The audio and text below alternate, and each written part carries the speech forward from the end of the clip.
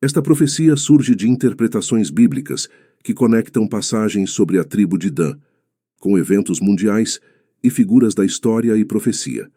Vamos nos aprofundar no que a Bíblia diz sobre a tribo de Dan e explorar interpretações que a associam ao Anticristo. A tribo de Dan é uma das 12 tribos originais de Israel.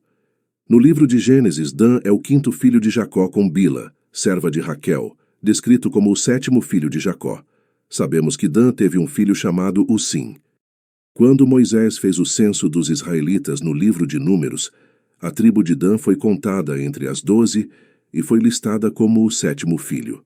Na época da entrada na terra prometida, sob Josué, a tribo de Dan recebeu terras ao longo da costa central e ocidental de Canaã. No entanto, eles não conseguiram expulsar completamente os amorreus dessas terras, e alguns membros da tribo se mudaram para o norte, capturando uma cidade chamada Lezem, que foi renomeada como Dan. No livro dos Juízes, os habitantes dessa cidade passaram a ser chamados de Danitas. Em resumo, a Bíblia revela que a tribo de Dan recebeu terras na costa, mas não conseguiu expulsar completamente os amorreus, levando à migração para o norte, onde capturaram e renomearam a cidade de Lezem como Dan.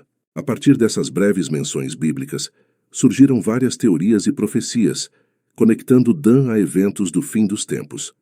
A tribo de Dan ocupa um lugar único e um tanto enigmático na narrativa bíblica. Originalmente, a tribo recebeu uma porção de terra na costa central e ocidental de Canaã, na região que hoje corresponde ao centro de Israel, perto do território dos filisteus. Contudo, como mencionado no livro de Juízes, eles não conseguiram conquistar plenamente essa área devido à resistência dos amorreus. Isso levou a uma migração de parte dos danitas para o norte, onde conquistaram e renomearam a cidade de Lezem para Dan, estabelecendo-se numa área ao norte do território israelita, próxima ao Monte Hermon. Esta mudança geográfica é significativa por alguns motivos. Em primeiro lugar, destaca o desafio que a tribo enfrentou em cumprir o mandato divino de ocupar a terra prometida. Em segundo lugar, a nova localização de Dan se tornaria um ponto de referência na história subsequente de idolatria da tribo, que, conforme o livro dos Juízes, estabeleceu um santuário com um ídolo feito de prata, desviando-se assim do culto a Deus. Essa idolatria persistente tornou-se um dos fatores que, segundo interpretações, justificaria a ausência da tribo de Dan na lista das tribos seladas em Apocalipse 7. A ausência de Dan em Apocalipse 7.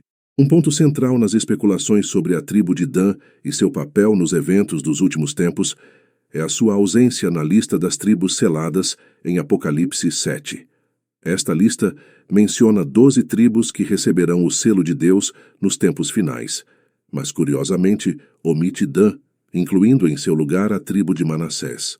Muitos estudiosos interpretam essa omissão como um sinal de que a tribo de Dan seria, de alguma forma, excluída da proteção divina nos últimos dias. Essa ausência, combinada com a profecia de Jacó em Gênesis 49:17, onde Dan é descrito como uma serpente junto ao caminho, uma víbora junto à vereda que morde os calcanhares do cavalo, fazendo o cavaleiro cair para trás, leva alguns teólogos a concluir que Dan desempenharia um papel negativo ou traidor nos eventos finais. A imagem da serpente é particularmente significativa, pois está associada a Satanás e ao Anticristo em várias passagens bíblicas.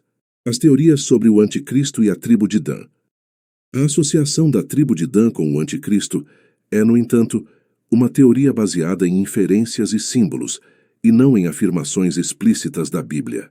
Uma dessas teorias sugere que o Anticristo viria da linhagem ou do território original de Dan, especialmente devido à conexão com a serpente em Gênesis 49:17 e à figura do dragão em Apocalipse, ambos símbolos tradicionalmente associados ao mal.